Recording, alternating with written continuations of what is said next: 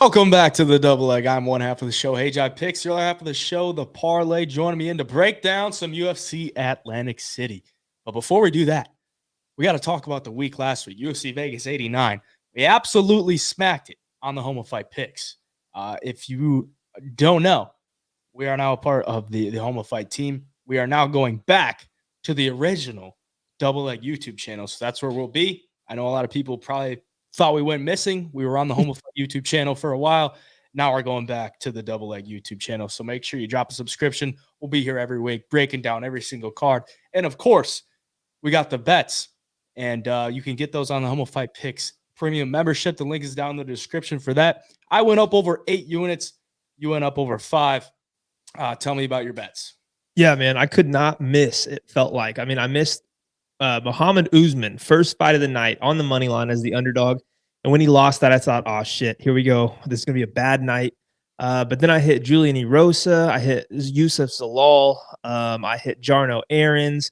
I hit Andre Lima. Like, bro, I just rattled them off. And then back-to-back, I hit Erosa sub on that set. Like, I had Erosa money line as a big underdog. I had Erosa sub plus 560, and I had the under 2.5 at minus 170 for almost 3 units. So that fight alone was massive. And then the very next fight, I hit Padilla sub plus 600. So yeah, overall phenomenal night. It was a lot of fun. Up almost 10 units in the last 2 weeks. These 2 Apex cards, like these Apex cards aren't always easy to hit bets on. So I think I'm seeing the fights really well right now. And obviously you are too, with a monster night as well. Yeah, it was one of my best nights of the year. Hit both my parlays, hit my biggest bet, Peyton Talbot on the money line. Hit that Erosa sub plus 575, and just all across the board, most of the reads I had were pretty accurate. The only ones I really lost was Stephen Wynn by KO or decision. Never had a chance. Pajuelo never had a chance, and then Billy Q. But everything else hit. Carl Williams, KO or decision, got that one. All my over-unders or fight to go to a decision or not hit, all 3 of them. So, yeah, it felt like a really good night. And hopefully we can keep that going moving forward into UFC Atlantic City. We've got 14 fights to break down for you. We're going to go through, give you our breakdown for every single fight. We'll give you a pick. But once again, if you want the bets, you can jump in the Home of Fight Picks premium membership. Use one of our codes, HeyJive, or is it Nolan or the parlay for you? Just parlay. Just parlay. So either use code parlay or HeyJive to get you $5 off.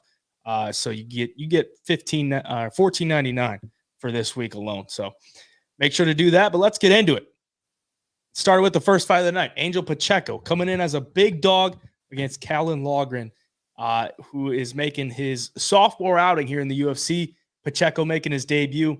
Lost on the Contender Series, but still managed to find a contract from Dana White because it was a hell of a fight. Really back and forth type of fight. And then he's in the back and he's like, give me any type of opportunity. I don't care. Short notice or not, I just want to be in the UFC. Dana White's like, sure, I'll sign you. He signs him. He's got a tough task here coming in as a big dog against Callan Loughran. What are you thinking? Yeah, it's man, I look at Pacheco, especially on the Contender Series. He didn't look like he's obviously tough. He got rocked a few times and he hung in there and went all the way to a decision with Danny Silva, who's obviously very dangerous. But, as far as his cardio went, I don't think he has bad cardio, but just physically, like he didn't look like he's a real strong 145er by any means. He was a little, not in shape looking, I guess. It's hard to explain how. Don't get me wrong. It's not like he was completely gassed and looked terrible in that aspect, but it's weird that he's dropping down a weight class because, he looked like a pudgier 145er, and now he's going to be a 135er against Loughran, who has shown he can go the distance. He, will mix in a lot of wrestling and wear guys down. And he's got a stiff jab and he's a powerful striker. So, watching him get rocked so many times against Danny Silva, now that we've seen Silva fight in the UFC, kind of understandable. The guy had, had Kulabau hurt very early in that fight too. So the guy can crack. But, dropping down a weight class, cutting all that weight, now you're going up against another guy who hits pretty hard when he connects in Loughran. I don't like it for him here for his UFC debut. I think they're trying to get Loughran into the win column here. I think they're trying to, cater to that Irish market, get as many Irish fighters as they can in the UFC because they've seen what happens before when that kind of hype gets pushed behind a guy.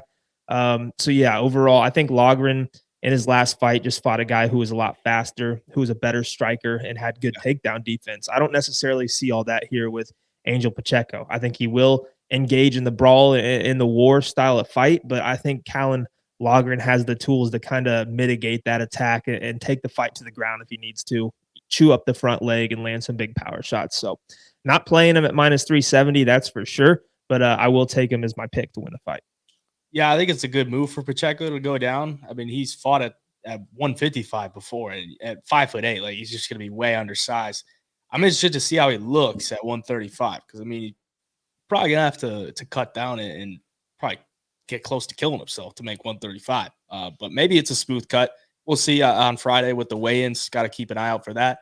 But at first glance, I was kind of surprised by the line. I'm like, damn, like Pacheco had a good fight against Danny Silva, who's now 1-0 in the UFC, beat a good guy in Josh Kulabau. And then Callan Loughran fought Taylor Lapilus. Taylor Lapilus is a solid fighter who has solid takedown defense and just a much better striker than Callan Loughran. I would expect Loughran to come in here and have a good showing in his second time out. Just lost his undefeated record last time. And I think overall he'll probably outmatch Pacheco in every realm. I would expect him to be able to mix in the wrestling for sure. If Danny Silva is able to mix in some takedowns, I would assume Loughran can. And on the feet, Pacheco's not on the level of a Taylor Lapilus. I think Callan Loughran should be able to handle himself on the feet. Don't love the price whatsoever. I mean, minus 370 is a little bit pricey, but I do think he'll win. Yeah, I'm kind of in the same boat as you. It's like, I think he's going to win. I look at the props and like Loughran by KO is plus 120 and by decision is plus 250. I almost think it's probably better to take him by decision. Yeah. Because, I mean, Loughran's, a lot of his finishes on the regional scene are against, kind of bumps. Like he got the Reese Street and Will Cairns treatment his first two fights. Those guys were 0-70 to a combined record when he fought him. So yeah, I don't know. I don't know if he's like that dangerous of a fighter to lay plus 125 for him by KO. I might just take him by decision, but I do think he wins the fight. He'll be the pick for me.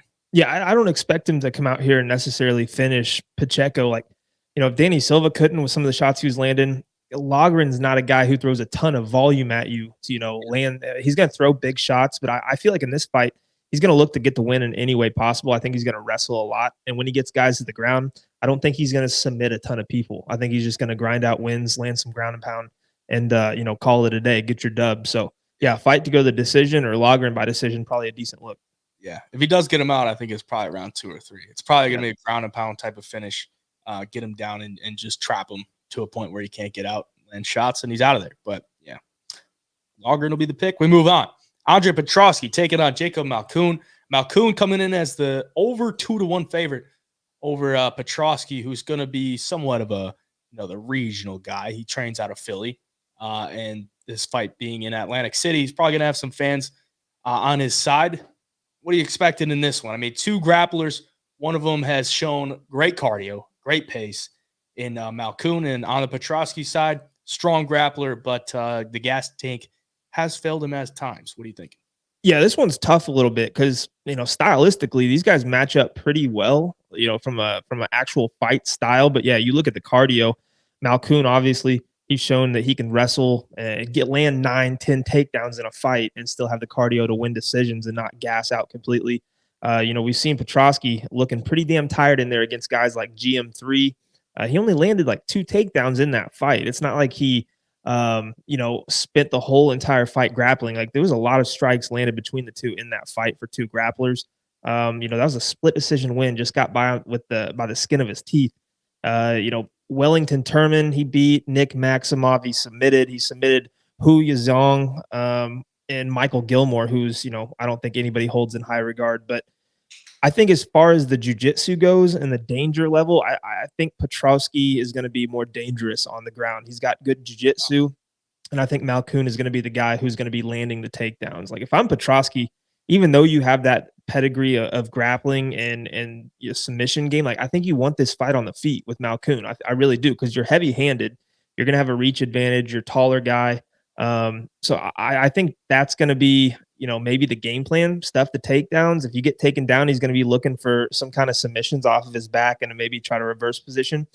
But I just hate knowing that this fight there is gonna be a lot of grappling exchanges, and both guys. If Petroski's not submitting guys, fights are going to a decision. Malkoun goes to a lot of decisions.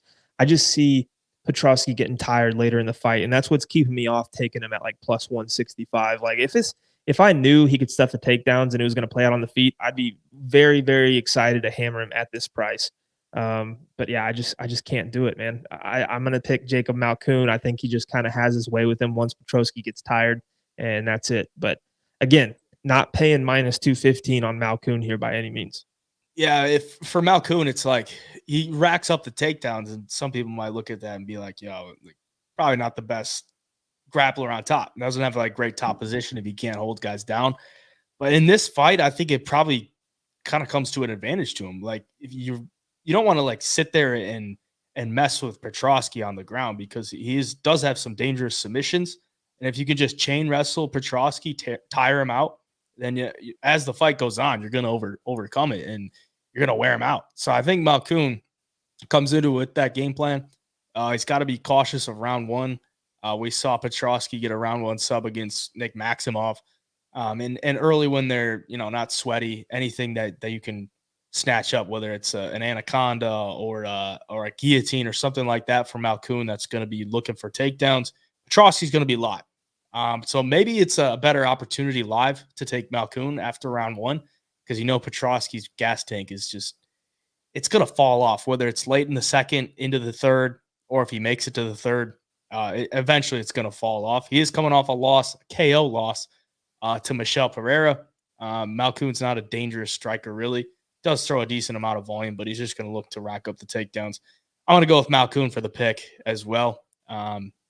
You got to hope he doesn't elbow in the back of the head like he did Buddy Brundage too. Yeah. But I think he's probably just the better side here. Like I think Petroski at plus money is not a terrible bet because he's going to be more dangerous, but I just can't trust the gas tank. So yeah, another thing that I kind of look at too is Petroski's fighting in his backyard. Like this is home crowd for him. He's not traveling, getting on a plane and traveling to a fight.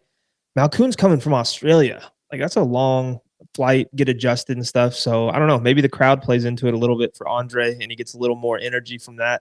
And we see a closer fight, but yeah, I just can't trust either guy. Honestly, Malkoun is for the wrestling he has, he's never submitted somebody in his pro career. He's only won 2 fights by finish, 2 knockouts. He's been knocked out by Phil Hawes. So, I mean, I don't know. It's just hard to trust either guy right now. I got to see more. I agree. We'll move on. Victoria Dudakova coming in as the dog against Melissa Gatto. Dudakova, undefeated in the UFC, now 2-0, coming off the win over Jin Yu Frey by decision in a fight where she had some staph infection on her butthole. Yeah. So she managed to pull off the dub there. So, I mean, she's been able to battle through stuff, and we saw it on the Contender Series, too. I think she got injured during the fight. She, tore her ACL. Still got the dub. So she's got some heart in her, but she is coming in as a dog against Melissa Gatto, who is a dangerous fighter. A lot of submissions, 4 submissions, all in the first round of her 8 wins. And she's coming off back-to-back losses. So maybe a spot where she needs a win, but they are some pretty solid competition. Ariane Lipski by split and Tracy Cortez by unanimous decision. So coming in as the favorite, are you trusting her or are you going with the dog on women's MMA? Dude, first of all, for Dudakova, if I'm Jin Yu Frey, I'd be so pissed to learn that she had that staph after the fight like that. I'd be so pissed. But yeah, I don't know. This is an interesting one because Gatto, dude, she's very, very big and strong for this division. You look at her in there, she's jacked. She moves decent on the feet. She's had some good wins in the UFC, like Sijara Eubanks and Leonardo. I guess I should say she's had some good fights. Like Tracy Cortez, she lost to, but she held her own. She landed more takedowns than Cortez. The significant strikes were pretty even. She just got the unanimous decision loss. Ariane Lipski, that loss ages not bad right now, considering Lipski's fought pretty good. She's on a 3-fight win streak over Gatto, Aldrich, and then Casey O'Neill at UFC 296. So, she's fought good competition. She's going to have the experience edge. Again, like when I was talking about, she's a big, strong girl. I think she's going to want to take this fight to the ground, because when I watch them strike side by side, I think Dudakova, probably the more fluid, athletic striker. She showed really good, stand up against Jinyu Fry, where she landed way more significant strikes while they were on the feet. She had a knockdown, official knockdown in that fight. But she was taken down by Fry when she was least expecting it. For Gatto, we've seen a good submission game for her. If you look at her record, I mean, she likes the submission. That's how she's won most of her wins. So I don't know. It's a toss up. If you think Melissa Gatto can get the fight to the ground, I think she's going to be stronger. I think she's got the better jiu-jitsu skills. But Dudakova has shown that she can grapple as well. And on the feet, I do think it's going to be pretty even. But I do like the fluidity and the technical striking that Dudakova has over Gatto. But I just don't know if it's enough to take a shot on her. Like, this is women's MMA. Dudakova, her only wins in the UFC was from an injury to Estela Nunez, and then Fry, who's older and towards the end of her career. So it's still hard to gauge where she's at. For the pick, I do think Gatto, will be able to land some takedowns here, and we'll see what she could do with it. I'm going to take her for the pick just because, again, for me, there's many unknowns on Dudakova's side so far. What's she going to look like as competition starts getting better? I think this is a little bit of a step up. So yeah, give me Gatto, but again, man, I'm not paying the price on her, especially women's MMA. I'm not paying minus 165 here. Yeah, I think the line is pretty accurate. Like, Gatto's losses aren't bad, and Dudakova's wins aren't really that good. So I would probably line it up this way. And the real concern I have for Gatto is kind of the gas tank. Like, she tends to fade later in the fight. She carries a ton of muscle. Might be on the sauce if you see her actually fight. She's juiced. And if she gets into a spot where Dudakova is able to make her work in the first couple rounds, and then she starts to fade, Dudakova starts to take over, then I would be a little hesitant to hold that minus 162 price tag. But in all reality, I think at this point, I think Gatto is probably just the better fighter. Like, she's only 28. She's not like a 34-year-old. She's got some good wins. Like, she subbed Carol Rosa, who's a 135er. And I think the skill gap on the ground, Gatto is going to be more dangerous with the submissions. Dudakova is more like a lay in your guard type of wrestler. And on the feet, like, the striking's okay. I wasn't like super impressed in her fight against Jinyu Fray. Jinyu Fray is not really good at all. So she landed a knockdown, but other than that, like, she gave up that takedown in round 2, lost the second round, comes out in round 3 and wins by a 29-28 decision.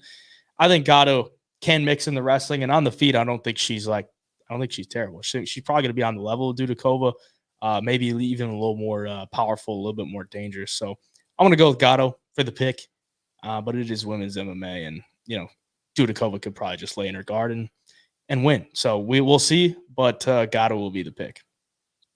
Moving on, we got Ibo Aslan coming in as a slight favorite over Anton Turkalj. Turkalj coming off 3 straight losses, 0-3 in the UFC now, but he has not taken on anybody easy. Gelton Almeida, Vitor Petrino, and last got knocked out by Tyson Pedro in the first round. RIP Tyson Pedro from the UFC. Thank you for your time, Mr. Pedro. Anton Turkalj does have a win over Ibo Aslan. This is a rematch. The first fight took place in Brave FC. Anton Turkalj got a round 2 submission win back in 2020. Ibo Aslan got a win on the Contender Series, first round knockout. All of his wins, except one of them, comes in the first round. 11 first round knockouts and 1 third round TKO. And the only loss is to the pleasure man, Anton Turkalj, which was the second round sub. What are you thinking in this one? Yeah, another tough one, man. But, for Ibo Aslan, he's shown that he's got a lot of power. He'll start slower and kind of work his way into fights. And then once he starts landing, like, the guy just smells blood in the water and goes for the kill. And it's kind of what happened in the first fight between the two. Like, he was rocking Turkalj, had him almost out of there, and basically emptied the gas tank trying to finish him. And when that didn't happen, round 2 came, had nothing left. Turkalj lands a takedown, gets a sub. That's a wrap. So I think he's probably learned from that loss. He went on to the Contender Series against Paulo Renato, who was like 12-2 at the time, had fought Jamal Pogues, guys of that level. and beat him in the first round via TKO as well. So I think he is going to be the better striker. Obviously, he's going to have more power. If Turkalj, he hung in there with Vitor Petrino, made it all the way to a decision, lost to Jailton Almeida, who obviously lost the Blaze, but before that, if you're not on that level, Jailton Almeida is probably going to wear you down and submit you or TKO you. But the loss to Tyson Pedro in the first round by KO scares me here, because he's taken some damage in all of these fights that he's been in. And, now he's going up against Ivo Aslan, who he knows can hurt him. It's happened before. He's landed big shots on Turkalj before. So I just think this is going to play out a little bit different than their first fight. I think Turkalj is going to be a little more hesitant to engage and maybe look for the wrestling straight away. And I think Ivo Aslan's probably going to take his time a little more, knowing that he can't gas out or Turkalj is going to win again. So I'm going to take Ivo Aslan to get the dub here, because, again, Turkalj just got knocked out by Tyson Pedro in the first. I think Aslan, power for power, it probably hits harder than Pedro. And I just think he's going to be better at finding the chin. Tyson Pedro in his last fight against Vitor Petrino didn't look good at all. And, overall, this is a tough fight to call. We've seen it before. Turkalj got the win. No two fights ever really go the same. I just like the trajectory that Ivo Aslan's on compared to Turkalj here. So I'm going to take him for the pick. Yeah, it's kind of weird. You get a guy that's, slightly favored, but he lost the first fight, and it was 3 or 4 years ago. So, I mean, if you watch that fight, like, Aslan was – every leg kick he landed, like, Turkalj was folding. So, I mean, he only landed like 2 or 3, and he was on the ground. So I think he probably does something similar here. And what actually happened in the round 2 is he threw the leg kick, whiffed, slipped, and then found himself on the cage, gets taken down, and then Turkalj just throws in a rear naked choke, and that's wraps. So it seemed like somewhat of a fluke. It looked like Aslan was beating the hell out of him, slipped on a banana peel, gave up his neck, and that was it. Could that happen in this one? Sure. But I'm sure Ivo has, kind of looked at that fight and been like, all right, if I'm winning this fight, I gotta be a little bit more composed. And he is dangerous. Like, he will chop your legs early. And he's a guy that seems somewhat calculated. He's not gonna just be throwing bombs. I don't think he'll leave himself open to takedowns. I know Turkalj he needs a takedown in this one. I don't think he can stand and strike with him, because he blocks punches with his face. And based on the last performance, the chin might not be great. So I think Aslan probably wins this one, probably in round 1 or 2. But if it does get extended, I mean, Turkalj is going to have probably the better cardio. And if he can get him down to the ground in round 1, start to wear him out, that's where his path to victory comes in. But I think Aslan probably does similar stuff that he did to him in the first, if not gets him out of there. And we see Aslan get his hand raised. So it'll be the pick. Moving on, we got Dennis Buzukja coming in as a slight favorite over Connor Matthews. Matthews making his debut in the UFC. Dennis Buzukja might have his job on the line here. 0-2 in the UFC, lost to Sean Woodson, and last time got knocked out by Jamal Emmers. So a 3-fight contract probably on the line, probably needs a win. And he's getting a debuter here in Connor Matthews, who got a win on the Contender Series by decision over a guy named Jair Farias. If you watch that fight, it was a pretty solid fight. Matthews went with the takedowns a lot against a really good striker. Connor Matthews is a guy who has a pretty all-around game. He got a lot of submissions on his record, but if you watch his fights, it's not like he's shooting for takedowns and like looking for leg locks and stuff. Like, he's a guy that's going to stand and strike with you. And then if the takedown presents itself, he'll go for it. Buzukja, pretty well-rounded himself. Decent striker, not super dangerous on the feet. And then he'll try to mix in the takedowns as well. So it's a pretty even matchup here, and that's why you see the line that way. But what side are you thinking? Oh, man, yeah. First of all, I'm glad Buzukja is getting a fighter that's, another entry-level UFC guy, because into the UFC, the guy got thrown to the wolves. Sean Woodson, for your debut on short notice, like, not the easiest matchup. And like, if you look at his Instagram after the fight, he posted all of his weight cut stuff. Like, this dude was like on death's door trying to cut the weight in that short amount of time. I don't think he was, prepared cardio-wise on short notice there against Woodson. And then his next fight, they give him Jamal Emmers, who has been in there with good fighters, who has a lot of UFC wins and is very well-rounded, and he got knocked out in the first round. So now Connor Matthews, coming off the Contender Series, Like you said, he's a well-rounded fighter. Like he will get a lot of submissions, but he's not out there like looking to shoot takedowns right away. He'll stand and trade with guys. He looks long. Like his punches look good from range.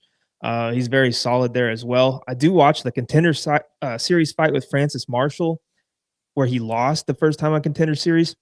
I mean, he was outstruck by a lot in that fight. He was taken down, I think it was 5 or 6 times, and just overall just got worked for 3 rounds. And then he went out there and got a decision win, which got him into the UFC. I don't like the guys that, take multiple times on the Contender Series unless it's the big names like Bo Nickel and stuff.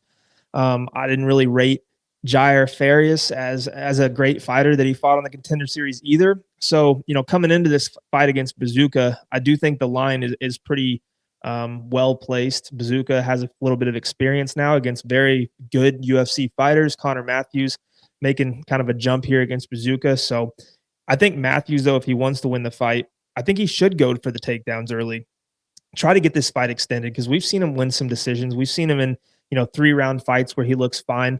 Dennis, we haven't really seen that from him. On the regional scene, he gets a lot of finishes early in fights. In the UFC, we saw him got finished early in his last fight against Jamal Emmers, and when he did have to go 3 rounds on short notice against Sean Woodson, like obviously he didn't have the gas tank and he didn't look the best. So yeah, if I'm Connor Matthews, I'm coming in and you can strike with him a little bit, but I think his path to victory is going to be mixing the grappling. For Dennis, I think he's just got to, do what he does, come out here, keep the fight on the feet, land some big shots, and win the fight that way. But for a pick, it's tough, dude, because I do think Connor Matthews is a pretty decent fighter. I think Buzukja is a good fighter who's just not been able to really showcase his skills yet. So I'll take Dennis for the pick. I like the experience. I think he's a strong guy. He's fighting at home here. He's in the same camp as guys like Merab and Algeo. I like to see that. So I'll take him for Connor, or to beat Connor Matthews, but I'm just not too confident to take a bet on him right now. Yeah, this is one I'll probably have to watch a little bit more tape on. But based on what I've seen from Dennis, like he's level of competition definitely matters. Like, yeah, he's on a 2-fight losing streak, but it's Sean Woodson and Jamal Emmers. Like Jamal Emmers is now on this card. He's a over 2-1 favorite over Nate Landwehr. So it's a spot where Dennis he's facing a guy that's on his level, and I think he should be able to win this one. I think coming off the knockout loss might be gun shy with the striking early. Maybe he looks for his own takedowns, and I would expect him to be able to get them because Connor Matthews can get taken down. We saw it against Francis Marshall. I would honestly kind of rate Francis Marshall's style similar to a Dennis Buzukja, a guy that can mix in the wrestling, decent striking, and ultimately I think Buzukja probably wins this one. But I think the line's probably pretty accurate. Like Buzukja probably a little bit slight favorite. Matthews does have some good skills, but hasn't really been tested at the UFC level. And both these guys took 2 times to get in the UFC on the Contender Series. Lost the first, won the second. Buzukja didn't get a contract after his second Contender Series fight that he won, but found his way in the UFC the hard way, having to take a short notice fight and damn near kill himself. So I'm going to go with Buzukja. But like I said, it's probably one I got to watch a little bit more tape on. I've been focusing more on the main card fights, but this is one that is probably pretty properly priced. Moving on, we got Julio Arce coming in as a big favorite over Herbert Burns. Burns, 36 years old, coming off of a pretty embarrassing loss to Bill Algeo, where he pretty much gave up on the ground. Like it was a first round where he let off a lot of grappling pace, I guess. Like he was looking for those submissions early. Algeo was able to survive, and then he was just gassed, like on the stool before he even got out there in the second round. Goes for it again, finds himself on the ground, and then doesn't get up, and they call the fight. So that's his second loss in a row. He's not a super active guy. He's only had 2 fights in the last 4 years. He lost both of them. So it's a spot where probably needs a win. Or maybe he's just fulfilling the contract duties. Maybe the UFC is like trying to get him off the roster to fill it in. He's taking on Julio Arce, who also hasn't fought since 2022. I believe he had an injury. He was supposed to fight Cody Garbrandt. Pulled out of that one, UFC 285. got the rehab. Here he is a year later, taking on Herbert Burns. Now he's a big favorite. What are you thinking? Yeah, if he can keep the fight on the feet early, I think he's going to finish Herbert Burns at some point in this fight. Like Julio Arce has been in there with some killers. And he's got a longer UFC career than you'd think, too. Like, we just don't see him that often, but he's been in the UFC for like 7 years. Beaten Dan Ige by decision in his debut, Julian Erosa, Andre Ewell, Daniel Santos, and his losses are to guys like Montel Jackson as of recent, Song Yadong, Hakeem Dawodu. So, I mean, he's fought in good and high levels of competition. He's got good hands on the feet. He's he's solid. He'll land a lot of volume in some of these fights. He can land the power shots. We saw him knock out Erosa. He's got a couple subs on his record, but I don't think that's the path he takes here against Burns. With Burns, I almost wonder, like, coming into this one after his last showing where he loses to Bill Algeo in that fashion, quits on the stool, like, it's got to be kind of somewhat of a mental block to get over to step back in there, I would think, because, I'm not going to judge him because what these guys do, fighting in front of people like that, is probably the hardest thing in the world. But a lot of people were talking shit on him on online after that, calling him a quitter, putting out memes and stuff. So it's got to be some kind of to get over a mental hump there to get back in there.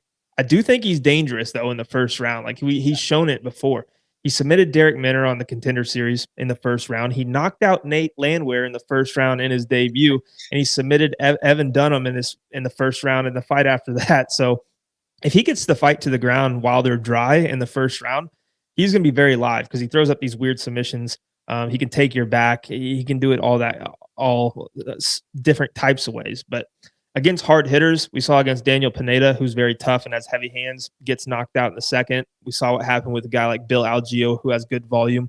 If this thing goes past one, I'm looking for Julio Arce to get the finish if he doesn't do it in the first round even. But again, man, Herbert Burns early in fights just has a knack for finding submissions if his opponents slip up. So it wouldn't shock me if he won in that fashion. But overall, I think this is Julio Arce. I think striking is going to be much, much better than Herbert Burns here. You just got to keep it on the feet. Yeah, I think if you like the Herbert Burns side, just take him round one. Yeah. Like, other than that, like, if you can't go past 5 minutes, you're probably not going to win a lot of fights. So either take Herbert Burns round one or play Arce live after round one. But I think Arce probably wins this one. He's a professional, 95% takedown defense too. So I mean, it's going to be a tall task to get this guy down because he's got some rock solid takedown defense, pretty durable. He's been submitted once. It was in like the third round. So Herbert Burns probably not going to be looking good in the third round, and he's only been knocked out once, and that was the second round. So Arce is tough to finish. It's going to be a tall task for Herbert Burns, but he is live in the first. Arce is definitely going to be the pick for me, though. We move on. Lupe Godinez coming in as a near 2-1 favorite over Verna Jandiroba. Jandiroba, 35 years of age, and she is coming off a very impressive win. Her last time out against Marina Rodriguez, won by decision and pretty much dominated that fight with the grappling. And for Lupe Godinez, she's on the big win streak. And I was kind of surprised to see the line, honestly. I mean, Lupe's on the win streak, but she's also beating girls that aren't super high level, like Elise Reed. Emily Ducote's in. Cynthia Calvillo at this point by split is in. I thought she lost that fight too. Yeah, I mean, she's in these close fights too. I mean, split to Cynthia, and then a split to Tabitha Ricci. Her last loss was Angela Hill. I'll always remember that fight because I was screaming at the TV, shoot a takedown. And Lupe Godinez was like, nah, I got this striking wise. And she did not have it because she was like a 3-1 favorite in that one, and she lost. So I'm scarred from betting on Lupe Godinez unless it's a fight where I absolutely know she's going to win. But she's getting a tough fighter here in Verna Jandiroba. What do you think? Yeah, Verna's a very tough fighter. Lupe has made a good name for herself, especially in this last year, because she took a ton of fights. Like between 2022 and 2023, she fought like what, 6 times? About 6 times, yeah. And looked really good against some of the lower level of competition, like Elise Reed. She got the submission in round 2, took her down 5 times, just kind of mauled her. Emily Ducote, when they fought, Emily Ducote was, I think, is only like her second UFC fight or so. Like she didn't have much UFC experience. She's still pretty new. And she was able to land 112 strikes against Godinez there. Godinez just landed more, mixed in a takedown. The Cynthia Calvillo fight, man, I thought she lost. She got taken down and controlled a little bit. She got 104 significant strikes landed on her. She landed, 86 or 7. I thought all in all, Cynthia did enough to win that fight. I was almost shocked to hear that Luque won. And then other than that, she's fought the Angela Hills, Loma Lookboonmee, lost to Luana Carolina. So she's been in there with a lot of girls, but she doesn't always look as dominant as she has lately. Tabitha Ricci fight was close. She looked really good on the feet there.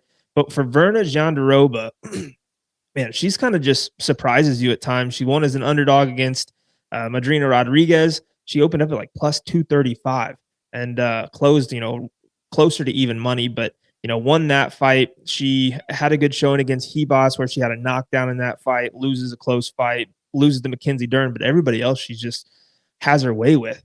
I think people underestimate her grappling. I think she has very, very, very good ground skills, and I think she'll be able to compete with Luque there. On the feet, I think she's getting better. She's tough. She'll hit pretty hard at times. I mean, we've seen fights where, she's, like I said, she's scoring knockdowns against girls like Amanda Hebos. I just think all around, like, this is going to be a lot closer of a fight than people think. I don't think minus 195 on Luque Godinez is a good price at all. Verna's got a lot of experience, just like Luque does, against higher level girls.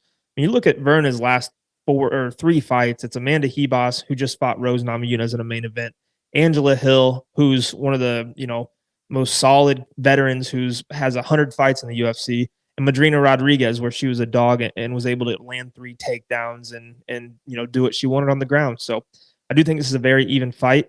I'm going to be very intrigued to take a look at the dog here in Verna, just because there's some fights where Luque just doesn't really live up to the price she's tagged at. So yeah, it's very intriguing. I'm going to take Verna Jandiroba for the pick. She's just a fighter that, when she's the underdog, a lot of times she'll surprise you and make it either close or either win the fight.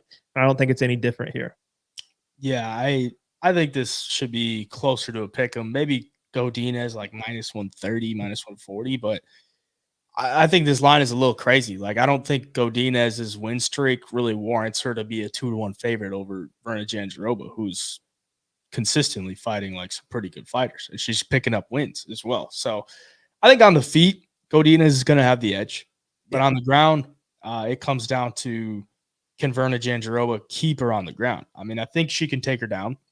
And if she can control her there for periods at a time, then it's going to look pretty good. The problem with that is the way that the judges have been scoring fights is like, you take a girl and hold her there, or a guy, it doesn't really matter unless you land anything. So I guess with the way a judge has been scoring, Godinez does have more upside just because she has the striking advantage. And ultimately, I just see this fight going one way. Like, Verna getting minutes of control time, Godinez probably landing here and there. Verna is not a high volume striker. She doesn't throw a ton. She'll catch her opponent with some stuff on the feet, but it's really not anything great. And Godinez, if she can perform to her full potential, probably wins this fight. But I don't know at minus 200 that it's really worth it. So I'll pick Godinez to win the fight, but I don't know that I could get there for minus 200. Honestly, I might just sit back and watch this line move, because if it goes higher for Godinez and Jandiroba gets up to like plus 180, might have to just take a shot on her, because she's proven to be pretty skilled at this high level. And Godinez just really hasn't had the fights that Verna Jandiroba has. So I'll take Godinez for the pick, but one that I'll be waiting to see where the line moves. Moving on, we got Nate Landwehr coming in as the underdog against Jamal Emmers. Emmers coming off the knockout win that we talked about earlier in the show against Dennis Buzukja. He's getting Nate Landwehr here, who is coming off the loss to Dan Ige, which snapped his 3-fight win streak. Now coming in as the dog once again. He was the dog to Dan Ige, and now he's the dog again. What are you thinking on this one? It's kind of a dog fight. This is going to be fun. Jamal Emmers, it's another price tag like I don't really agree with, minus 210 on Emmers. Like you said, Nate Landwehr was on a 3-fight winning streak and then loses to Dan Ige by decision. He showed how good of a chin he has and how much heart he has. And Before that, though, submitted Austin Lingo second round, beat David Onama after losing the first round badly. Just showed how much of a dog he is again. And then he submitted Ludovic Klein, who we've seen lately look like a damn good fighter and a very powerful puncher. For Jamal Emmers, he got into the UFC after a loss against Julian Erosa by KO back in 2018. Draws Giga Chikadze as his debut. Like, that's a tough ask for a debut. Loses that by split decision. But since then, his wins, Vince Cachero, Hussein Ashkabab, who's the biggest fraud we've seen in the last 5 years in the UFC, and then Dennis Buzukja, who is in his sophomore outing in the UFC. And then he loses to Jack Jenkins and Pat Sabatini. So really, like, Jamal hasn't really climbed the ladder to be fighting these veterans who are really tough, like Nate Landwehr. Like, we've yet to see it besides Chikadze, but both those guys were younger at the time into their career. For Nate, though, man, I just feel like anywhere this fight goes, Nate is going to be able to hang. Like, I don't see Jamal Emmers knocking Nate Landwehr out. Like, if Dan Ige can't knock him out and David Onama can't put him out in the first round with some of those power shots, I don't really see what Jamal Emmers is going to do to him in there. Burns did. Herbert Burns knocked him out. True, with the knee. Yeah. True, with the knee. All right, that's true. Rosa did too. Oh, yeah. It's like but Erosa is different because, Erosa is dangerous and he's very, very long. The Herbert Burns one, there's no excuse. There's no excuse for that one. But Julian Erosa has a lot of dangerous flying knees and stuff like that. But, I think Landwehr's gotten better with time since those two losses. Jamal Emmers, very well-rounded. He can mix in the wrestling. He's got good takedown defense. But again, he's just not fighting like these next-level guys in the UFC lately. And I think this is his first test. I think this line should be closer. Nate Landwehr cracks. Jamal Emmers also got knocked out by Julian Erosa. And then he's kind of been in some close fights since then. He goes to decision a lot. He's been submitted by Pat Sabatini by heel hook. I don't know. Jamal Emmers has shown he can be finished. Nate Landwehr has shown that, if he toughs out that first round, you don't really put a lot of pressure on him and you can't hold the pace, he'll end up getting you out of there too. So it's very interesting to me. I'm tempted to take a shot on the dog just because Nate Landwehr is a guy as an underdog that you want to put your money on because he's going to fight for your money tooth and nail to get the win, all 3 rounds, whatever it takes. And that's the kind of underdogs I like to put my money on. So I'm going to take him for the pick here. I don't think Jamal Emmers is great. I don't think he's bad at all. I think he's just solid. Same with Nate Landwehr, but Nate Landwehr just got junkyard dog, man. I like it. Let me ask you this. Do you know who Corey Sandhagen is? Yeah. There's 4 guys that have beat Corey Sandhagen. Peter Yan, TJ Dillashaw, Aljamain Sterling, and Jamal Emmers. Jamal Emmers has a win over Corey Sandhagen. That is pretty crazy. That is nuts. Back in 2017. Yeah, that's a long time ago, but over 7 years. But I do think, Jamal Emmers is a guy that's like, he has great skills. Like, he's constantly priced by the market to be a very, very good fighter. Like, he's only been an underdog one time in his UFC career, and that was against the fraud Hussein Ashkabab. Like, other than that, he was a favorite over Giga Chikadze, a favorite over Pat Sabatini, a favorite over Jack Jenkins. Like, he's a guy that the book or the odds makers rate pretty highly. And I see that here against Nate Landwehr. Nate Landwehr's a wild card. Like, you just never know what you're going to get from him. You really don't. Like, he's losing to Herbert Burns, to Julian Erosa, and then he goes out. He gets knocked out literally against David Onama, and then he finds a way to battle back and win. Submits Ludovic Klein. Like, he's beaten some good guys, but he's also lost to like guys that he should beat. So at the underdog price, it's not terrible to take a flyer on a guy who's a wild card. But if I watch the tape, like, I don't think Nate is really that skilled. He just likes to make fights dirty. If he can make a fight dirty, he's definitely live to get a win. Jamal Emmers doesn't really fight that way. He's a guy that uses his movement, bounces, and really tries to stay to the outside, uses length, can mix in the wrestling as well. And I just think skill for skill, Jamal Emmers warrants the minus 210 price tag. But, like, it's Nate Landwehr. He's a wild card. And honestly, when I watch Nate fight, it's like he needs to get hit like multiple times before he's actually in the fight. So that scares me as well. Like, he's probably going to drop round 1. He tends to come on in round 2 or 3, just try to outlast his opponents, push a pace, and break them. But if he can't break him, he's going to lose. Like, you try to do that against Dan Ige. You're not going to break Dan Ige. Can you break Jamal Emmers? Maybe. But I would probably say he doesn't. I think Jamal Emmers probably wins. Minus 210 does seem crazy, but Nate Landwehr is a fan favorite, and I would assume everyone that's a fan of Nate Landwehr sees plus 160, and they're going to bet it. So I think Jamal Emmers is probably the side here. Don't love the price, but I do think he probably wins this one, just based on being the better fighter. Like, he's just more skilled everywhere the fight goes. So I'll take him. Moving on, we got Chidi and Njokuani coming in as a favorite over Reese Mckee. I believe this line has moved towards Reese McKee's side. Chidi's down to like minus 145, minus 150 now. And he is moving down to 170, which is another one of these weight moves on the card where you got to keep an eye out, because Chidi has been fighting at 185. He's 35 years old. And he's coming off 3 straight losses. He used to fight at 170. It looks like he said making 170 was like damn near to death's door, and that's why he moved up to 185. But he's going back down to 170 now against Reese Mckee, who's 0-3 in the UFC, and is in his second stint in the UFC. So both guys need a win. Chidi, I would probably say, is much more dangerous, especially in round 1. Doesn't really have the heart, because you've seen him when he starts getting tagged, he kind of folds. But at 170, if he can make the weight comfortably, I think he'll probably be a lot more dangerous, a lot more skilled in this matchup. Just kind of thinking about the cardio. And Reese Mckee, somewhat durable. Like, he's a guy that could take some punishment. But it's a greasy fight. Like, 2 guys that are on losing streaks and need a win. What are you thinking? Yeah, there's things I like and don't like on both sides. For Chidi, I can't really understand the cut down to 170 at 35 years old. Like, it makes me nervous. You're coming off of 3 losses in a row. 2 of those you got finished by RoboCop after completely busting RoboCop's nose, split it wide open. Fight could have been stopped easily for that cut. Like, I was surprised they let it go.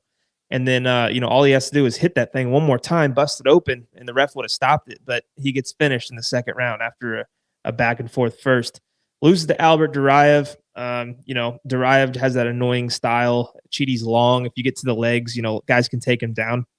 But then against Olazejczyk, had Olazejczyk hurt to the body, like in a similar fashion that Michel Pereira did before he locked in the sub. And then, Olazejczyk just had a little time to recover. Chidi couldn't get him out of there. And then Olazejczyk ended up getting the finish via ground and pound. And Chidi just quit in that spot, it felt like. He was hurt, obviously, but it did look like he just kind of gave up. I don't know if he gassed or what, but his gas tank hasn't always looked the best as fights go on. And that's one thing that really concerns me against Reese Mckee, because Reese Mckee took an absolute ass whooping by Losa in the first round, and then probably got beat in the second. And then in the third, had a lot of success when Losa was dog tired. Like, he just fought through, landed some decent shots, was stuffing the takedowns and just throwing Losa to the side and hitting him with these little combinations. But although I do like that ability for Mckee to fight later in fights and, have chances to get him out of there late, the punches he was landing weren't hard. It was just that Losa was so tired. Like, he's not, I don't know, even in the first rounds, like, Reese McKee's not a big, like, power puncher, even though he's got a lot of knockouts and TKOs on the regional scene. He looks a tad slower for this division in the UFC. He's kind of long and lumbering. He's very hittable. So first round is going to be fireworks. Chidi and Njokuani has a very good chance to finish this fight in the first 5 minutes. But if he doesn't, like, I just see Reese Mckee being kind of a problem. He's height wise, he matches up with Njokuani. He length wise, I'm sure he does as well. And cardio wise, I just think he's going to have a little bit more in the tank. And if he can survive the first, it's going to be very, very interesting, because Reese Mckee, like, when he came into the UFC for the first time, he got Khamzat Chimaev. That was his first fight. Like, obviously, you're going to lose that one. Then he got Alex Morono and went to a decision with Morono. And then he loses to Losa in his last one, but had a chance in the third to put him away. So it's hard to judge, what level he's really at. Again, this thing is very cut and dry. It's either Chidi round 1 or Reese Mckee later in the fight, grinding out a decision even. So I just hate the cut down for 170 for Chidi. That's, with a bad gas tank already. And now you're going to take, you're going to dehydrate yourself even more to get to a lower weight class. It's not just a 10-pound cut or anything either. This is 185 to 170. I don't like it at all, especially at this age. So tempted to take Reese Mckee when he was a little bit of a bigger underdog, but right now I don't like the price for him. As a dog, I don't think there's much value left on the bone anymore. I'm going to take Chidi to finish him. I really am. But again, man, if this thing goes, so yeah, it could be Reese Mckee late. Might be a live betting opportunity.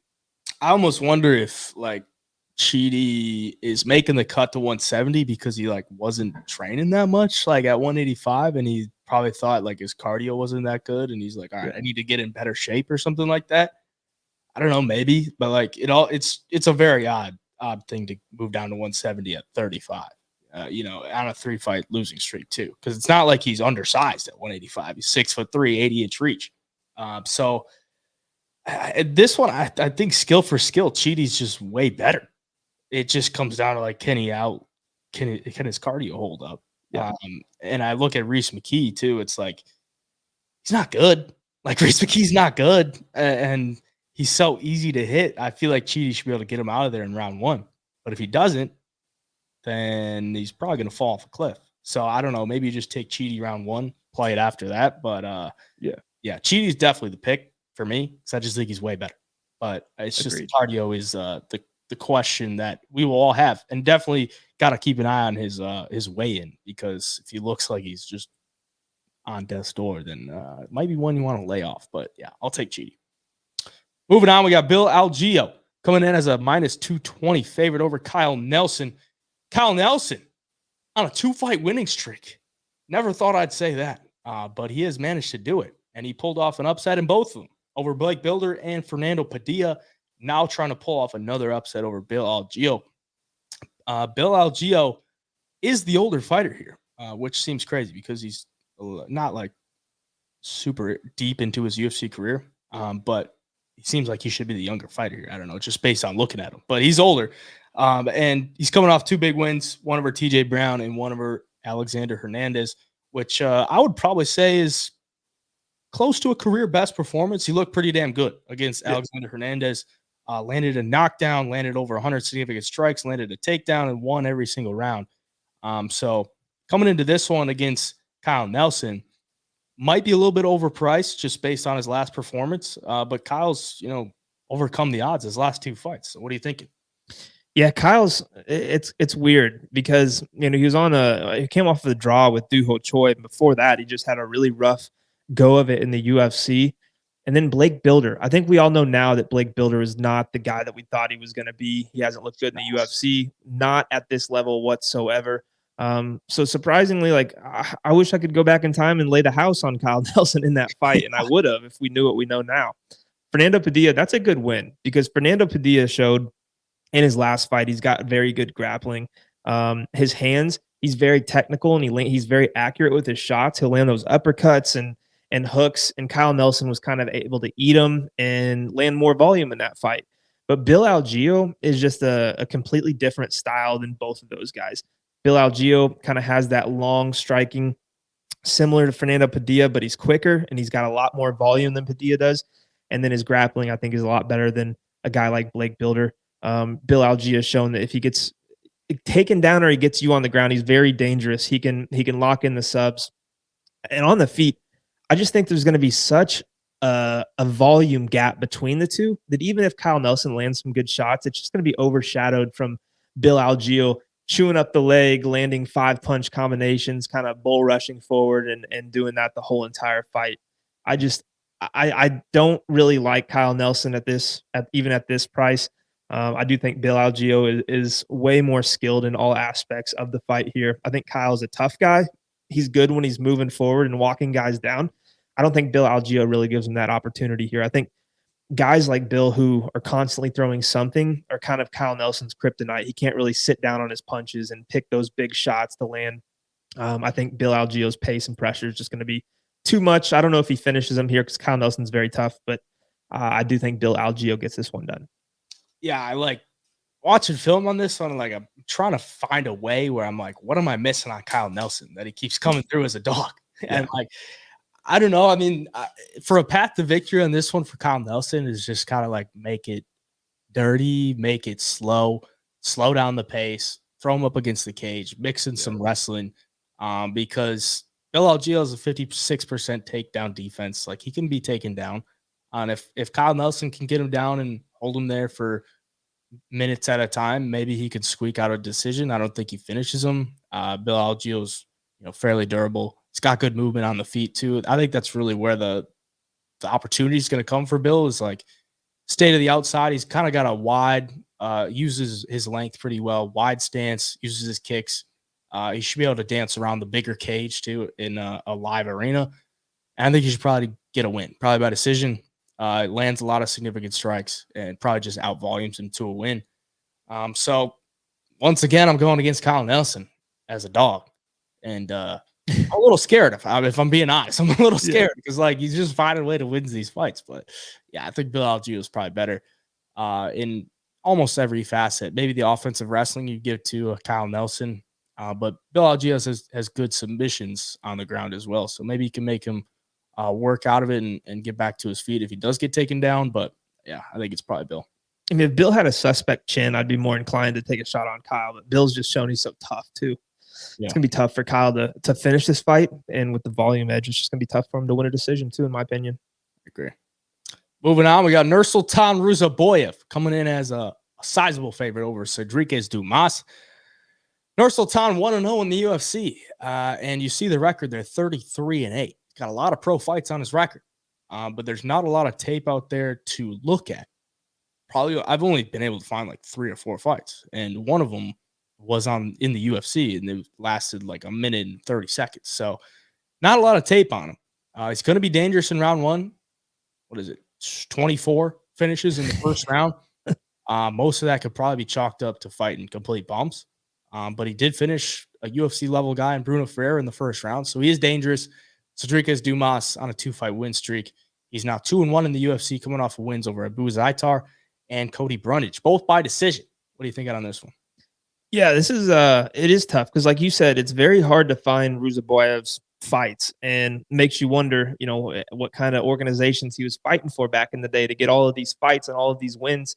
Obviously, a lot of his competition not the best. If you're finishing, 24 fights in the first round, you're probably got some bums mixed in there, and without really knowing what all he's got, especially past the first round, it makes me nervous. And I think a lot of people look at him and they see the 6'5" and the long reach and the first round finishes, and they automatically think he's going to go in there and just steamroll Cedriques Dumas, and he might, because we've seen Dumas be able to get taken down before.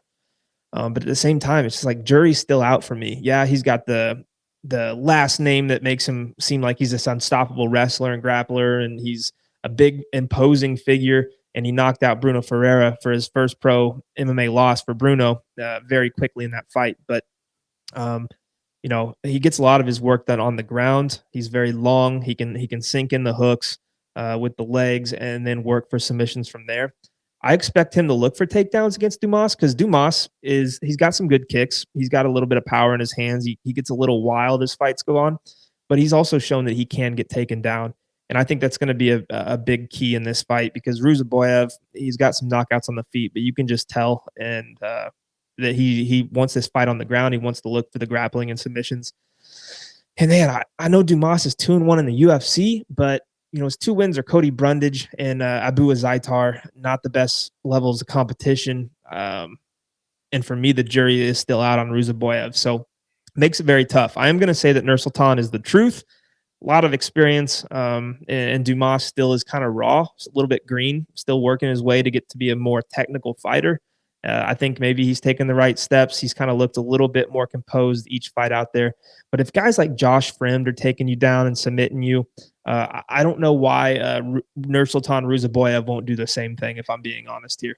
I'm going to take Ruziboev for the pick. I'm very, very interested to see this one go down, though, because there's so many unknowns on each side, especially Ruziboev, and he's a big favorite. A lot of people could lose some money on this one. So I'll be very interested to see what happens. Yeah, this is such a weird one. And our boy Clint on the Die Hard pod on the Homo Fight YouTube is big on Cedriques Dumas this week. So that kind of opened my eyes more to take a longer look at it. And I could kind of see where he's coming from, because, Nursultan has one fight in the UFC. It was a first-round finish. He's got the last name that ends in a V. And automatically, people are going to overvalue. And I do think he's being overvalued here at minus 320. I think it's come down a little bit, but I would say he's 100% overvalued in this spot. The problem is his opponent is Cedric Dumas, and I don't think Dumas is really that good. So it's a spot where you're kind of fading Ruziboev with a fighter that I don't really think is that good. Now, if it gets to a point where Dumas is able to land on top, if Ruziboev shoots a takedown, and you can see in the few fights that he has, like, he doesn't have great control on top, and he's able to get reversed. He's able to end up on his back. And I think Dumas, based on his last two fights, like, he can sit on top of you in guard for minutes at a time and stay safe. So I'm tempted to honestly probably play like Cedric Dumas by decision, because you look at Ruziboev's career, I think 6 of his losses come by decision. And if he's not able to get the first round finish, we don't know exactly how his cardio looks at this level. I would assume it's probably not great, because he's finishing guys in the first round a lot of his fights. But he is training at the gym in Philly with Sean Brady and Joe Pyfer. I would assume his skills are getting a lot better. And on the feet, it's not like he has some huge size advantage. Like, he's at 3-inch reach disadvantage in this fight to Cedric Dumas. So he is taller, but he doesn't have a reach advantage. And on the feet, I think Dumas is pretty solid. So I'm going to go with Ruziboev for the pick.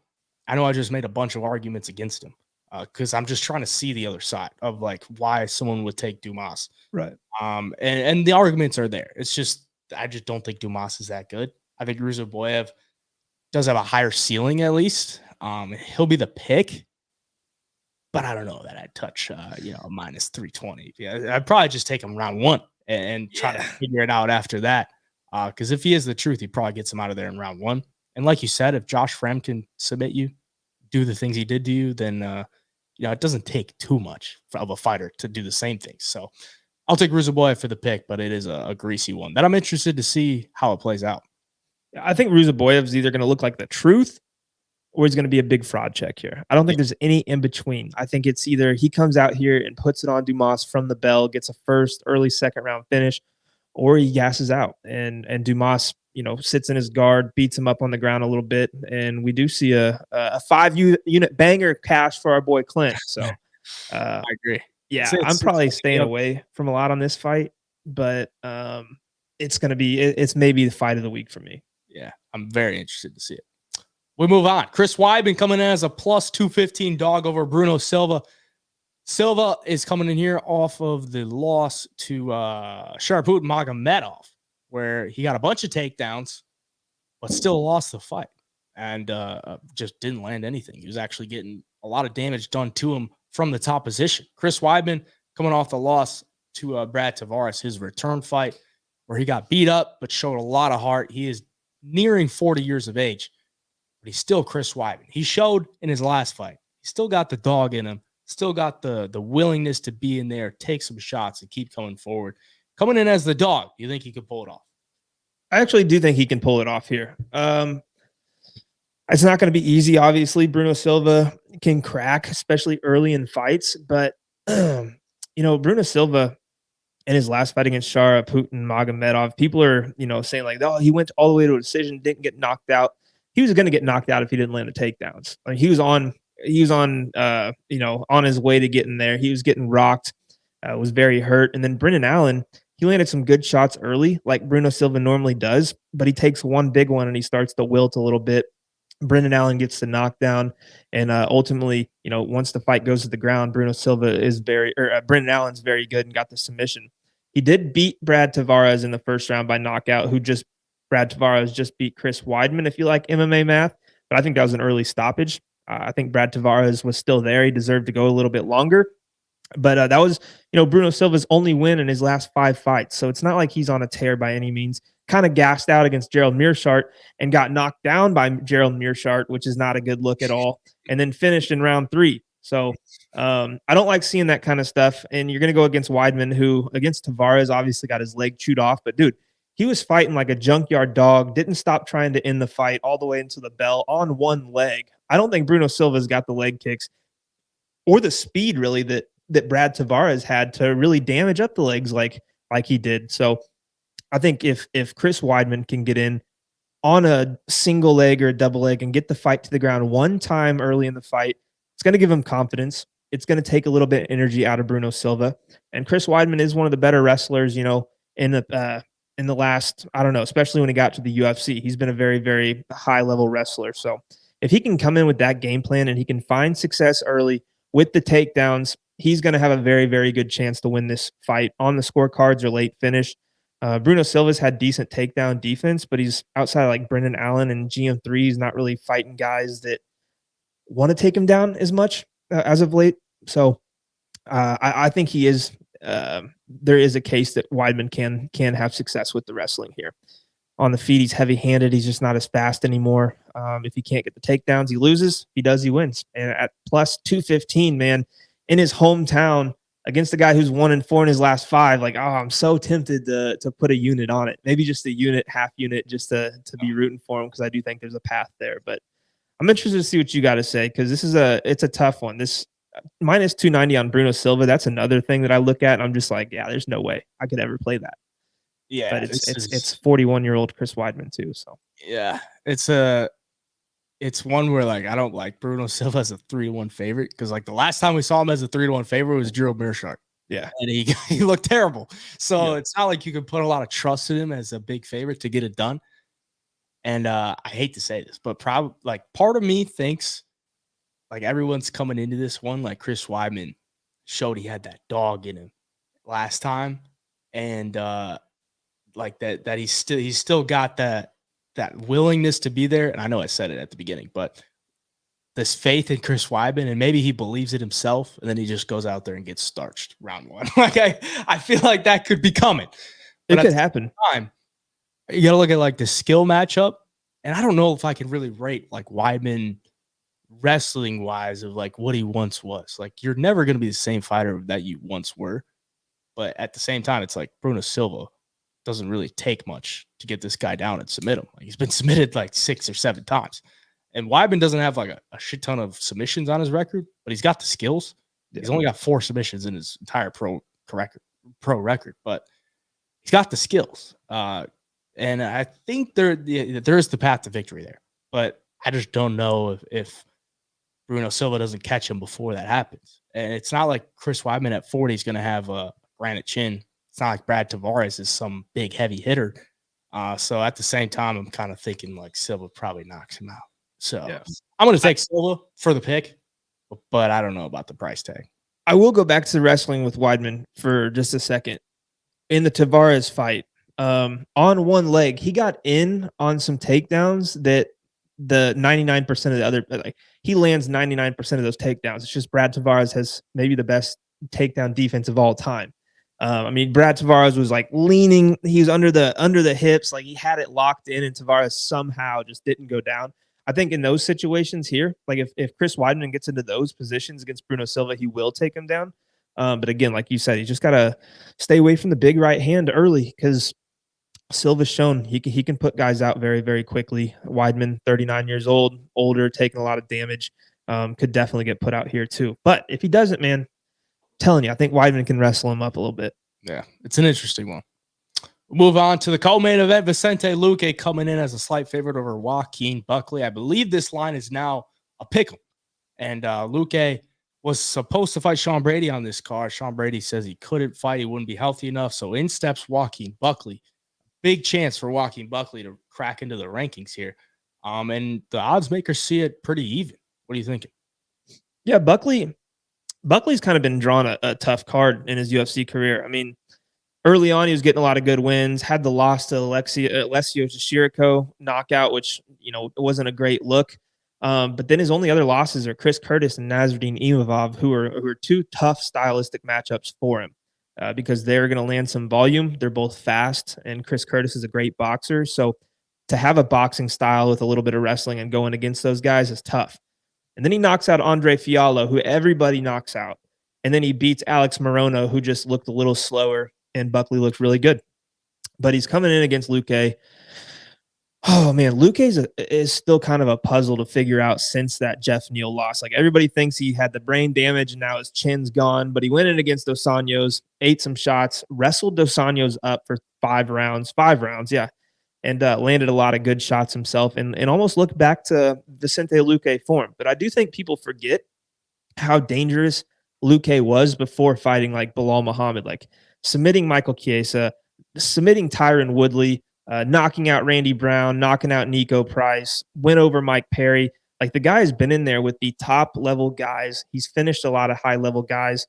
And now he's getting Buckley, who does hit hard, who is fast, especially early in fights, and has decent wrestling. But I feel like that's kind of, if Luque can survive the big shots, like he's going to have the better chin. He's going to be able to fight longer into this fight. If you want to wrestle with him, he's very dangerous with the submissions, and he's shown he can take guys like RDA down multiple times, 8 to be exact. I just think this is a tougher stylistic matchup for Buckley than it is Luque. And I know it's going to surprise a lot of people that I'm saying that. And I've seen a lot of people really liking Buckley this week. But if Buckley can't get the big left hand going, like I just think Luque is maybe the better all-around fighter here. And if he can do work to the body and kind of slow him down, I think he's going to have a better chance as the fight goes on. And again, like I said earlier, he's dangerous with his hands and with the submissions too here. So I'm going to take Vicente Luque to win. I think he rallies off of that RDA win, keeps it rolling, comes in against Buckley, and has a good outing too. I'm interested to hear what you say though, because I have a feeling you're on Buckley here. I'm not like too one way or the other because I don't know like how Luque is gonna fight. Like he was a guy that wouldn't ever shoot a takedown before he had the knockout loss to Jeff Neal, and then the last time he got 8. Like statistically, his UFC career, he's got a 60% takedown accuracy. Yeah, so I mean, he hasn't shot like a ton, but in his last time he racked up 8. So, and he went 8 for 11. On Dos Anjos. Dos Anjos, not a guy that has great takedown defense, but a tough fighter. And Joaquin Buckley has a 60% takedown defense, 65% takedown defense. I think the path there is for Luque is to make it a grappling match. I think he'll be levels above him on the ground as far as submission goes. I know Buckley has some great offensive wrestling himself. He's just so explosive. Like he can get it deep on you with those double legs and just kind of blast you into the cage, and before you know it, you're on the ground. So Buckley's just an explosive guy that uses his athleticism really well, and it looks like his cardio is just off the charts now at 170. Like he can push a pace. I think this is going to be a pretty close fight. I think it probably goes to a decision. And one of them, the one that does the better work on the feet, is going to get the win, and I think it'll probably be Buckley because based on the fight with Luque and Jeff Neal, going up against a southpaw, Joaquin Buckley's a southpaw. The left hand was there all day. And that scares me for Luque. So I think he's got to make this a grappling match. And I just don't know if he'll do it. So I guess for a pick, I'm going to go with Buckley. But if Luque can make it a grappling match, he's going to look really good. So it's one of these where I'm not super invested on this fight as far as like what I want to put my money on, because there's just a lot of unknowns. We've also never seen Buckley against really a ranked guy. Like the last ranked guy he fought was Chris Curtis, and he got knocked out. So, and he fought who's a southpaw like Luque. Yeah, southpaw as well. Luque is orthodox. He's orthodox, yeah, but he hit. Never mind. Go on. Yeah, and I mean he fought Imavov and Chris Curtis, 2 guys that are near the rankings or ranked, lost to both of them. So it is a step up. And I don't know that like even or pick 'em price against a guy like Luque is really worth it. So yeah, I'll take Buckley for the pick. But it's one that I think it's going to be pretty close. Yeah. The last thing I'll say, like Luque outstruck Bilal Muhammad in that fight. He just got taken down. And then Jeff Neal obviously landed some massive shots and knocked him out. But I think if Joaquin Buckley fights Jeff Neal, same story. I think Neal knocks him out. And then if he fights Bilal Muhammad, I think he loses 10 times worse to Bilal Muhammad than Luque did. Yeah. And like you said, this is his first like step up into the rankings, the fight. if Luque can just get in and make this a clinch war, a grappling match early, I think he's going to have a great chance to be there in the later rounds, whereas I think Buckley might slow down a bit. So yeah, one thing I didn't touch on that gives me the edge for Buckley is the movement. Like he moves very well in and out, uses his kicks very well, and Luque is more of a plotting guy that's going to walk forward and he's going to wait for you to be there to hit him. Joaquin's probably not going to just stand in the pocket and hit and try to trade with you. So that gives him the edge in my eyes, and that's kind of ultimately why I'm taking Buckley for the pick. Moving on to the main event, the one that everyone's probably wondering who we got. I did a lot of film study on this one, so I could give a decent breakdown. But we got Aaron Blanchfield coming in at minus 205 against Manon Fiorot, sitting at plus 158. Fiorot, 10 years older, but she is she's not aged in her professional career. 11-1. She's on an 11-fight win streak. Only loss was in her pro debut to Leah McCourt, who I believe is like damn near close to the Bellator champion. So, I mean, it's not like a bad loss. Aaron Blanchfield only losses to Tracy Cortez early in her professional career in a fight that was pretty arguable. It could have went to her. So she could be undefeated here, but she's been on a tear. Both ladies have been on a tear. Blanchfield undefeated in the UFC, coming off the win to Tyler Santos. Fiorot coming off the win to Rose Namajunas. What are you thinking on this one? Yeah, again, I watched a lot of tape as well. Like I'm so I'm so interested in this fight. It's kind of a clash of styles. I found things that I don't like on both sides, and I found things that I love against the other here. I'm gonna start with Aaron Blanchfield, though. You know, for the wrestling pedigree she has, I guess in her last two fights, or sorry, against Jessica Andrade and Molly McCann, she didn't really have to show a big wrestling game because once she got McCann down once, she obviously finished the fight. And then Jessica Andrade, she got the takedown and then the submission in the second round. But like against Tyler Santos, like she had no success with the wrestling at all. And I know Tyler Santos is a good grappler and she's strong. But Tyler Santos, like takedown defense wise, strength, all of that reminds me a lot of Manon Fiorot. Manon Fiorot obviously going to be the better striker here. Her kicks really, really get to her opponents. Like she throws that side kick to the gut, to the liver. And once those start adding up, you can always see her opponent start to slow down. Like I look at the Mayra Bueno Silva fight. She landed so many of them, and Silva kind of shook them off. Like, yeah, those aren't working. But Silva just had nothing left in the tank. Manon Fiorot was the one that ended up taking her down in the second and third, I believe, and then outlanded her, doubled her up on significant strikes. Same thing with Jennifer Maia. Like she took Jennifer Maia down twice, doubled her up on significant strikes, landed that kick over and over and over. She outstrikes everybody she fought except for Rose Namajunas on the feet. Like she's just so dynamic. Like the kicks come, her combinations, she'll throw like 3 punches at a time. It's never just one big shot. Like she's always throwing around your guard or jabbing up the middle and then coming over the top or throwing these hooks to the body even. Like she's just such a well-rounded striker, and she's going to be levels above Blanchfield in my opinion. And honestly, man, when I watch like the grappling side by side, I think Fiorot's a good grappler and good enough to hang with Blanchfield in that department. Like she hasn't really shown any signs of being able to be dominated on the mat or taken down over and over. I think the only takedown she's given up in the UFC was the Jennifer Maia. Like that's it. And then she's landed a takedown in every single fight besides the Rose Namajunas fight. So I think people are sleeping on the grappling of Manon Fiorot and on the feet. Like if she keeps this thing on the feet, she'll win the fight, but she's got to keep it at distance. She just can't be standing there with Blanchfield against the cage like Tyler Santos did. Yeah. At distance, I think she's going to have a good shot to win the fight. Blanchfield against Santos, though, was getting lit up in the first round, and Santos' striking was like very sloppy, and she was still landing. So it makes me think like if she can't get in on Fiorot, man, she's really going to get pieced up. She's going to get beat up to the body upstairs. So that one made me a little bit nervous here. I think minus 205 on Aaron Blanchfield is absolutely insane. We haven't seen anybody be able to beat Fiorot, not even a split decision. She's got 2 knockouts and 4 unanimous decisions. It's just very shocking to see this price. I think this should be a pick 'em. I think both girls have very good tools on each side to win this fight. Blanchfield, though, is kind of a one-way street, and if that one skill set fails, I think she's screwed here. And for that reason, man, I'm picking Manon Fiorot, and I'm taking her at plus 160. I think the price is insane. You're getting a great price and a huge discount on her, because if she beats Blanchfield here, you're never going to see her at plus 160 again. Yeah, I completely agree. I think if you're paying minus 205 on Erin Blanchfield, I think you're just doing it based on the hype. Like The hype, exactly. After I watched the tape on both ladies, I'm like, this fight should either be a pick'em or I think Fiorot should be favored. Yep. Like, I think Fiorot, I mean, she's been favored in every single one of her fights. She beat the number one contender at the time, Caitlin Chukagian, unanimous decision. She beat the two-time champ, Rose Namajunas. She was a minus 200 favorite against her, and she beat her by unanimous decision. The only concern is, like, she hasn't been in a 5-round fight. So we don't know how she looks in round 4 or 5.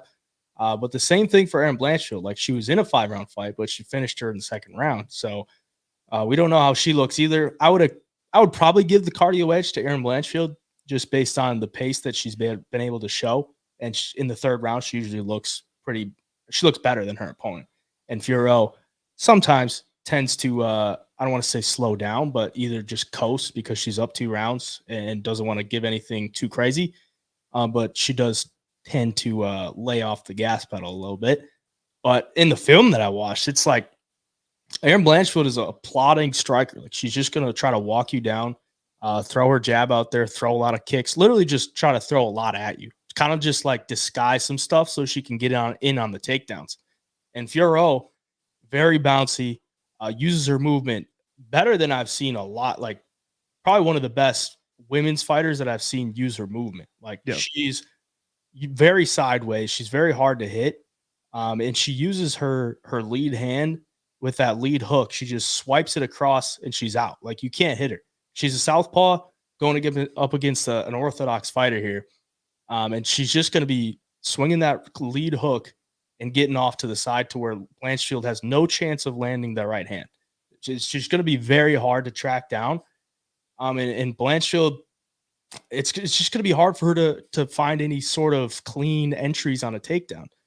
Later in the fight, maybe if Fiorot slows down, she could have more success. But from what I've seen on the film, like, Fiorot should be able to stay on her feet. And even if she does get in, Blanchfield gets her up against the cage. Like, Fiorot is very strong in those positions. And Blanchfield showed in her last fight, she's not the strongest when it comes to getting the takedowns. Now, I think if she does get the takedown, she's going to have some really good top pressure. She could probably keep her there for 2 or 3 minutes.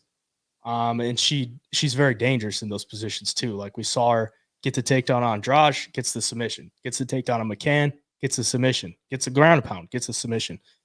So if Fiorot can stay safe in those areas and just kind of weather the storm, get back to her feet and do the work there, I think it makes a lot of sense for her. And even in the offensive wrestling for Fiorot is very good. Like, she shoots very good takedowns. She's very strong in those positions as well. She landed 2 on Jennifer Maia, landed 1 on Caitlin Chukagian, 2 on Mayra Silva. Like, she's a very good all-around fighter. I don't think people really see that from her. Like, she's got a 91% takedown defense. So in this one, it's like, give me the dog, like, all day. Like, there's no way I think Erin Blanchfield should be minus 205. It just, at the end of the day, it just doesn't make any sense to me. And if you watch Blanchfield against JJ Aldrich, who's also a southpaw striker, she didn't look great. She got taken down a couple times. She did eventually find the guillotine choke in round 2, but a lot of that just has to do with JJ Aldrich being slow and shooting a bad takedown. So you're not catching Fiorot with the guillotine. Yeah, I mean, she lost the first round against JJ on the feet. Yeah. So I mean, I think Fiorot's levels above that, and plus 150, it's like, seems like a no-brainer to me. So I'm on Fiorot. I know it's not the sexy pick because I do think Blanchfield will eventually be a UFC champion, but she's 24. Mm-hmm. Like, I know she's got a lot of fights, but she's still 24. And maybe she's just got that confidence as a 24-year-old to go in there and think that she's the best, but I don't think it's going to be at this time. I just don't. Yeah. Another thing too, I think people are going to be shocked with is how much bigger Fiorot is going to be in there than Erin Blanchfield on fight night. Like, she's 5'7" versus 5'3", and Fiorot's jacked. Dude, she looks so much bigger than like Rose Namajunas in there. And I just think there's going to be a big strength discrepancy here too. And like you said, I think Blanchfield can be champion for sure. This is a this is going to be a very, very tough fight for her. And, I wouldn't even be like pissed if Blanchfield tried to drop down to 115. Like, I feel like 5'3" with her skills at 115 might be a little bit better off. I know striking wise, girls are going to be faster and it's going to be a little tough, but like going up against Fiorot, I'm just shocked at this price, dude. I cannot believe it. It's either, I think like you said, the hype, everybody's pouring in on Blanchfield. Everybody grabbed her when she was like minus 140, minus 150, and now she's getting steamed all the way up to minus 205. I don't really see it going much higher than this, though. I don't know. I think you're going to see a lot of sharp money coming in on Manon Fiorot here, and I'm going to call it now. I think Fiorot shocks people in the first or second round and lands a takedown or two of her own. So JJ Aldrich landed a couple. Fiorot has taken down some very good grapplers. She'll stay safe. She's got some good control. She's very strong, and I think if you want to, win the fight, show Blanchfield you can take her down, and if you come out in the second and stand with her and show her you're better there too, I think it's a great start to the fight for her. So We'll see what happens. One thing I will say when I watch the film, and if it happens, we have to come back to this because I would have called it, but Manon Fiorot, when she throws, she dips. So she's southpaw. She dips her head down to try to avoid like a right hand. And if Blanchfield could throw a rear right leg kick to right to the head, like that's going to be there all day. I think if Manon's in front of her and she throws a lot of kicks with her rear leg, that's going to be a way that she can hang with her in the striking. And we actually saw it in the Fiorot Maya fight. It was right off a break. Fiorot kind of dips her head, actually catches her pretty clean with a head kick. Kind of stumbled her, but she just ate it pretty much. But that's a shot that Blanchfield, I think, needs to have in her arsenal and needs to be ready to throw it, because that's a weakness in Fiorot's striking game as far as her striking defense. Because overall, she has very good striking defense, but that's a spot that can be exploited. But either way, just after watching the film, I think there's no way I could pay minus 205 on Erin Blanchfield. So agreed. Yep. Fiorot's the pick. I like it. And those are the picks for UFC Atlantic City. Hopefully you enjoyed the breakdown. I appreciate you all for watching. If you would do us a favor and hit the subscription button for us and hit the like button for us, that'd be much appreciated. And once again, if you want all the bets, you can jump in the Homo Fight Picks premium membership. Use one of the codes HeyJive or Parlay. Get you $5 off. You can join for the week or for the month. It's up to you. But either way, we'll be locked and ready to go for UFC Atlantic City. We're dialed in, coming off a big week, so we're looking to keep that going. And other than that, got anything else for the viewers before we hop out of here? We're hot, man. A great week coming off of two tough cards to bet on. And like I said, I think I'm seeing fights well. You're seeing fights well. If you want to get in, now's the time, because we've got some massive, massive cards coming up between now and summer, and I think we're going to keep killing it. Like you said, links in the bio. Get your code HeyJive or Parlay. Get your money off, and let's make some money.